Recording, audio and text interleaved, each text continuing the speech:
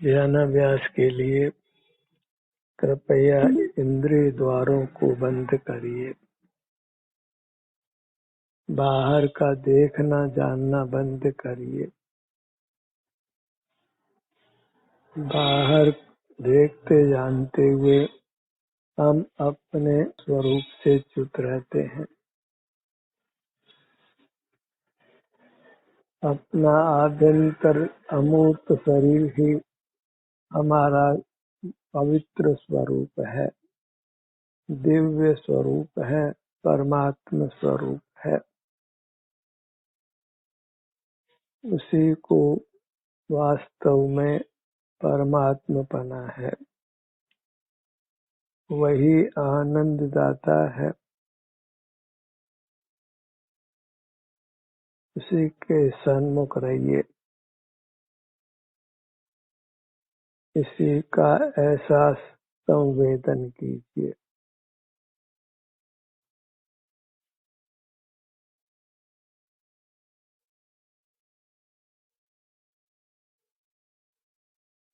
इसी के सन्मुख होने से हम निराकुल रहते हैं, वीतराग रहते हैं, कर्म बंधन से मुक्त होते हैं। परमात्म दशा को इसी प्रकार हमने पाना है।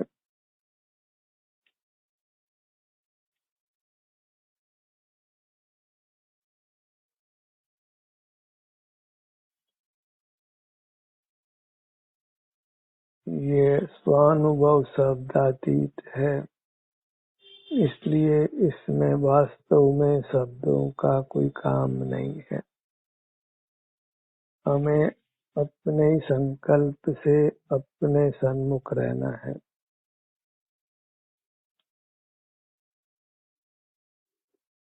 इस निर्विकल्प मार्ग को देशना कैसे हो सकती है।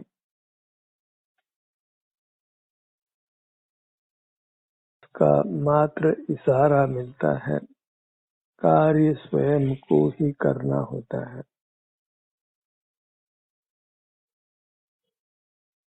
अपने ध्यान को स्वयं ने ही अपने सिर से पैरों तक लाना है। यही स्वेच्छा से बने रहना है।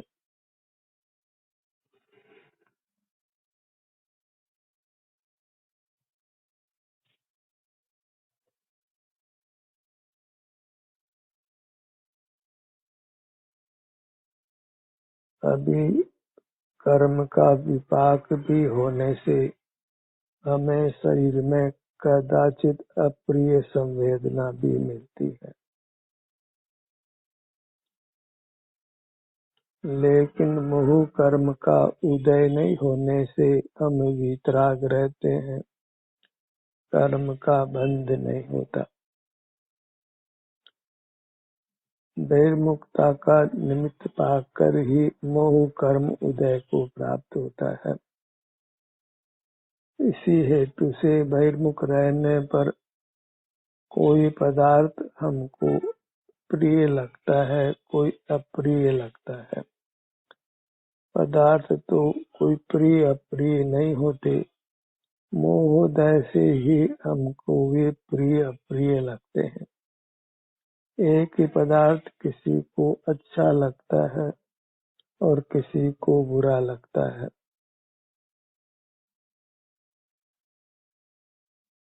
पदार्थ तो किंचित भी अच्छा बुरा नहीं है। मोहोदय से ही पदार्थों के अच्छे बुरे होने का भ्रम होता है। मूर्त पदार्थ में स्पर्श रस गंध वर्ण है, लेकिन सुख दुख नाम का कोई धर्म नहीं है। फिर भी वे सुखद दुखद लगते हैं। वह सुखद दुखद परिणाम वास्तव में हमारा ही परिणमन है,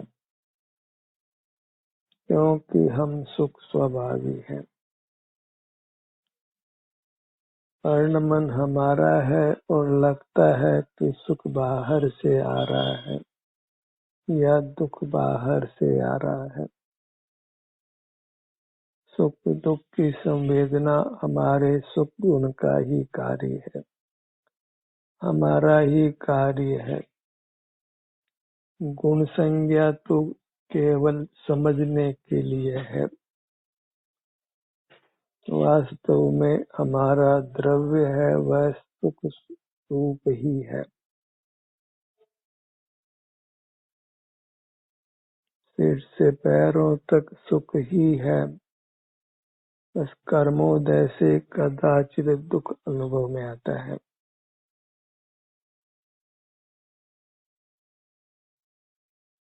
हमें सुख की कामना है तो अपने से युक्त रहना है, तो स्वतः ही हमको सुख का अनुभव होगा।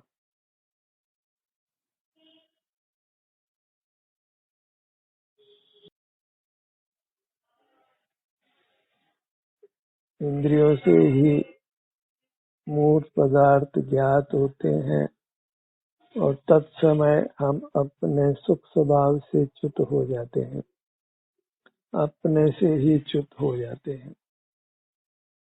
इसलिए हमको अपना मुख अपनी ओर रखने का प्रयत्न करना पड़ता है, अपने से ही युक्त होकर अपने स्वरूप को भोगना होता है, अपनी सुख शांति को भोगना होता है।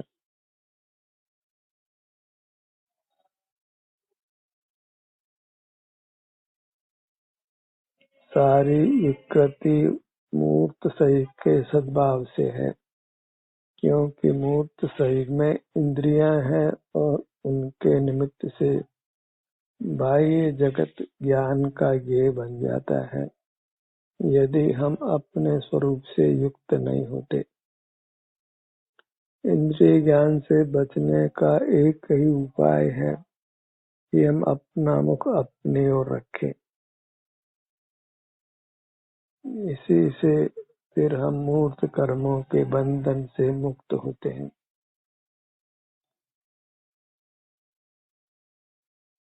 हम अनंत काल से हैं, फिर भी मूर्त कर्म के बंधन से हम अपने को मुक्त नहीं कर पाए हैं।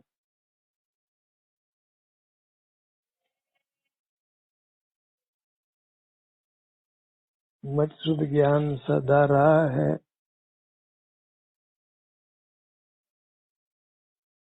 तथापि हम अपने को मूर्त के बंधन से मुक्त नहीं कर पाए हैं। मूर्त के बंधन से मुक्त होने के लिए मच्छुद ज्ञान का उपयोग बंद करना है, क्योंकि इन्हीं से हम बहिर्मुख होते हैं। तो इन बहिर्मुख द्वारों को बंद कर हम अपने सुख को पा सकते हैं, शांति को पा सकते हैं, मूर्त के बंधन से मुक्त हो सकते हैं।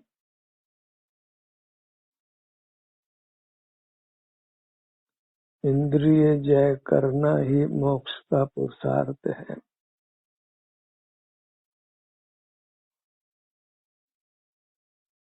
अन्य कुछ भी चेष्टा अपेक्षित नहीं है। इंद्रिय जय करते हैं तो स्वतः ही हमारा मुख अपनी ओर होता है, हमें अपने स्वरूप का एहसास संवेदन होता है। उसी संवेदन सहित रहना है, इसी से क्रम क्रम से कर्मों का बंध मिटकर हमने स्वतंत्र होना है। जहाँ मूर्त का बंधन है वहाँ परतंत्रता है। हम परतंत्र हैं और स्वतंत्र होना है। परमुखता छोड़कर स्वमुख होकर ही हम स्वतंत्र हो सकते हैं, अन्य कोई मार्ग नहीं है। परमुखता में स्वतः ही मूर्त का बंधन होता है और स्वमुखता में स्वतः ही मूर्त का बंधन समाप्त होता है।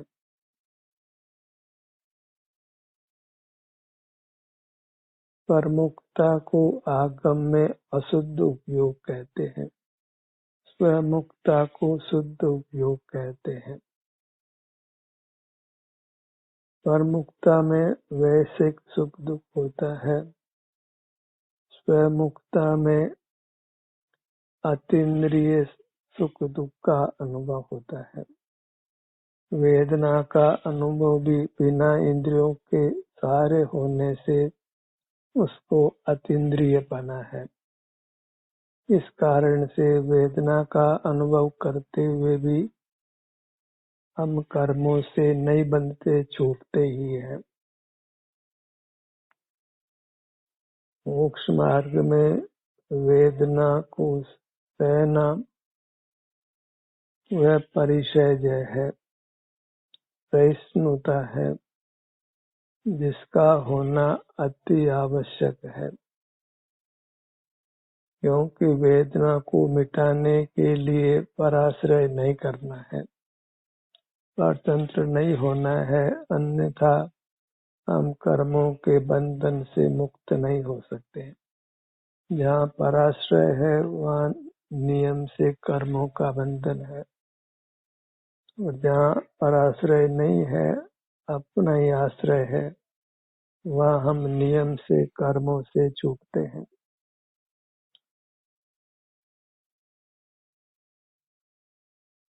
अपने निज विस्तार की दृष्टि ही द्रव्य दृष्टि कहलाती है।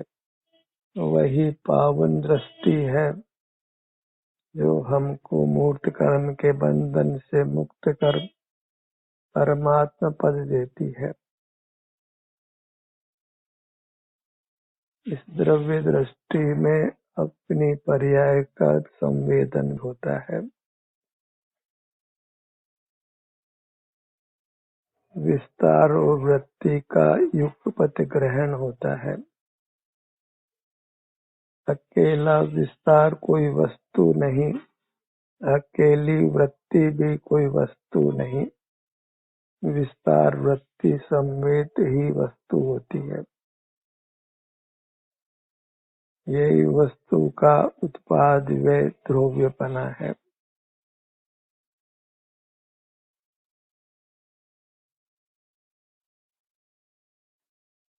ऐसी अपनी वस्तु को हमने ग्रहण करके सुख से अनंत काल रहना है।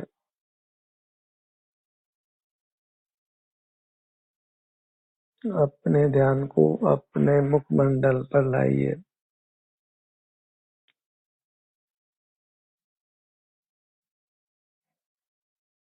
पुनः पुनः हमको अपने अमूर्त शरीर पर ही आना है। इसी का नाम चारित्र है, मोक्ष का मार्ग है।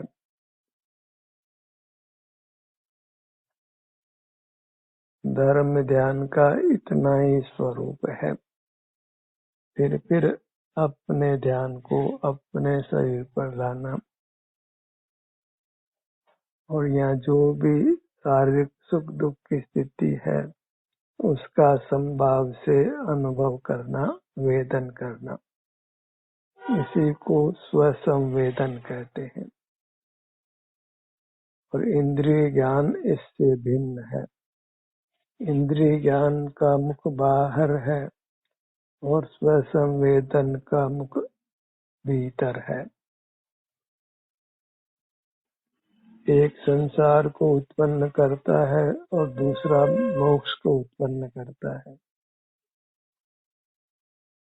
इंद्रिय ज्ञान का निरोध कर हमें स्वसंवेदन करते हुए रहना है।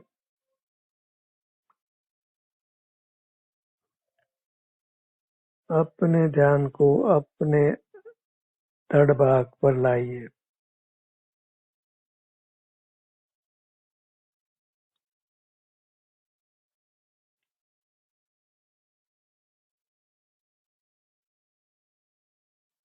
अपनी वस्तु सर्वथा अपरिचित नहीं है। यह मैं हूँ, इस प्रकार हमने अपनी वस्तु को भोगा होता है।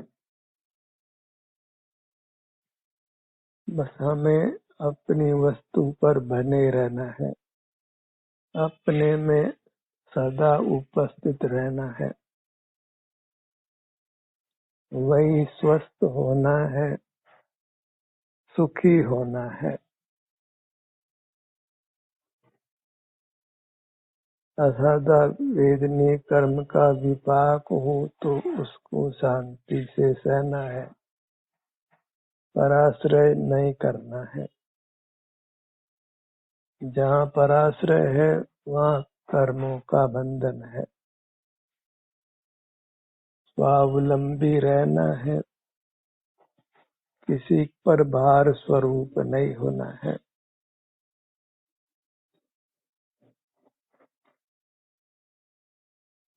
अपना काम स्वयं कर लेना ही अच्छा है। एकाकी रहना अच्छा रहना है। जो एक है, आप है, वह सुख से परिपूर्ण है। उसको किसी पर पदार्थ की सहायता वास्तव में नहीं चाहिए। कोई पर पदार्थ नहीं चाहिए। बस मुख अपनी ओर रखना है। अपनी ओर मुख नहीं रखने से ही हम अनादि से संसार में नाना दुख भोग रहे हैं। अपने ध्यान को अपनी दाहिनी भुजा पर लाइए। संपूर्ण कार्य आपको अकेले करना है। इसमें दूसरे की प्रतिभागिता नहीं है। दूसरे का कुछ भी रोल नहीं है।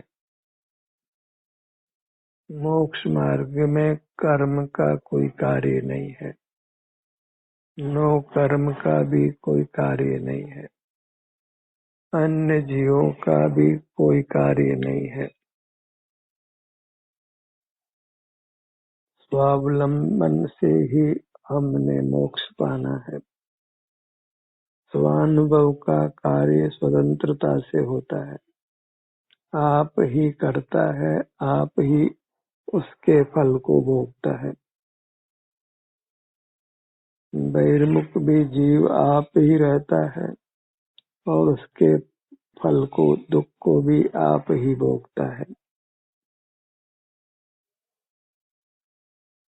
दाहिनी भुजा पर आइए।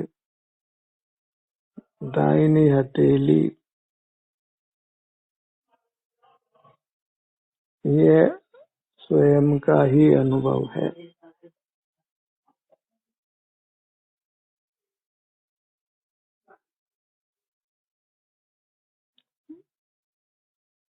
दाहिनी कोहनी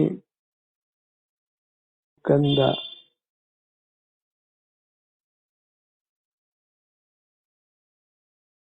बाईं भुजा पर आइए। बाईं हथेली, अंगूठा,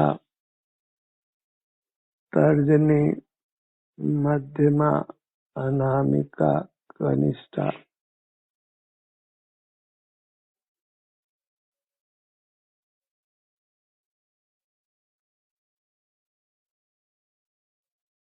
बाईं कोहनी, बायां कंधा।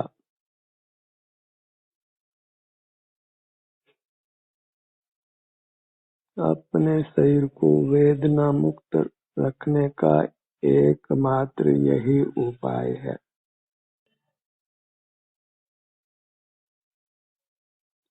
सीने का भाग,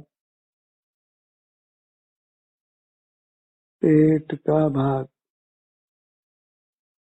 शरीर स्वस्थ चाहते हैं, इसलिए हमें अपने शरीर से ही युक्त रहना है। शरीर को ही समय देना है।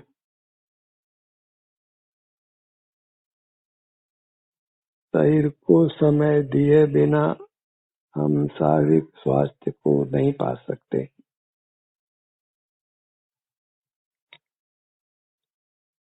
कितना भी बाहर का वैभव हो, यदि हम शरीर से युक्त नहीं रहते तो अस्वस्थ हो जाते हैं। बाहर का वैभव हमको स्वास्थ्य नहीं दे सकता है और स्वास्थ्य के बिना सुख का अनुभव नहीं होता है।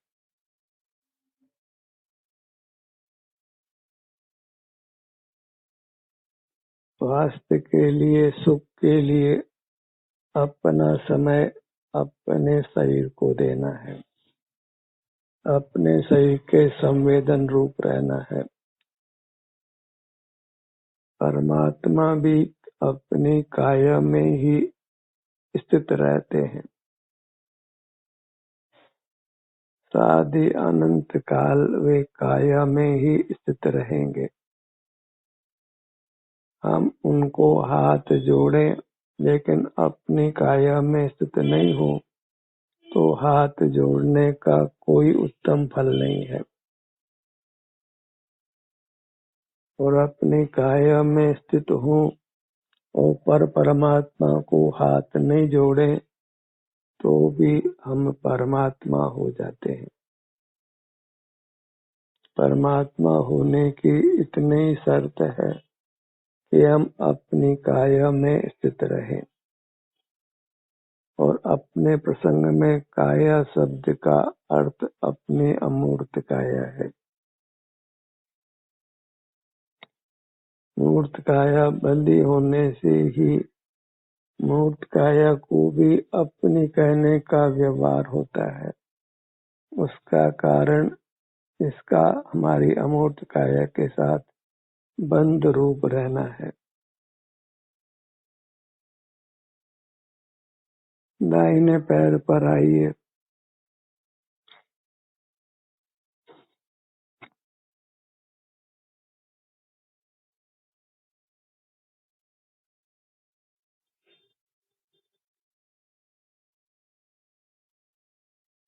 जब तक संसार दशा है तब तक हम मूर्त से बंधे हैं।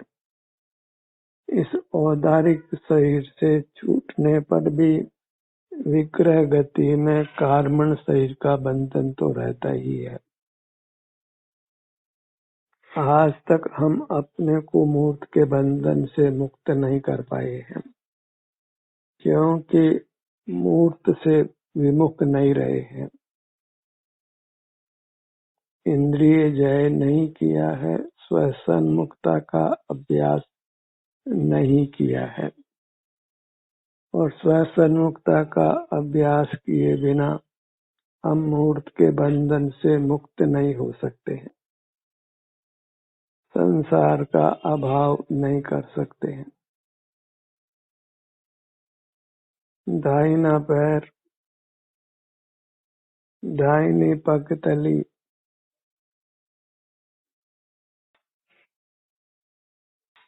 सुनते समय तो हम अपने से विमुख हो जाते हैं, इसलिए हमको ही यत्न पूर्वक अपने सन्मुख रहना है। दाहिनी पगतली, पांचों अंगुलियां, एड़ी, तखना, घुटना, अपने शरीर के अंगों का नाम हमको सविकल्प करता है। औरों की तो क्या बात,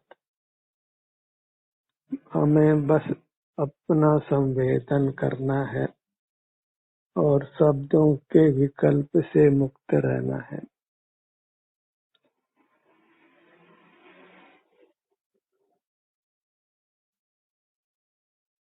दाहिना घुटना,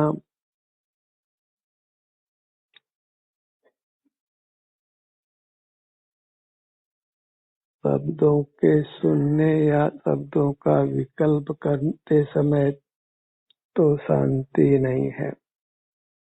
अपने ही अंगों के नाम का आश्रय कर फिर अपने अंगों के सन्मुख होने से ही शांति होती है और उस समय हम निर्विकल्प हो जाते हैं।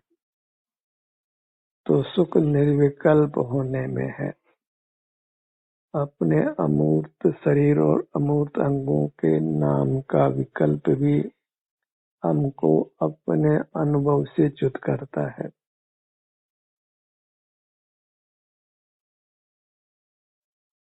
यथासंभव बिना शब्दों का उपयोग किए अपने सन्मुख रहना है।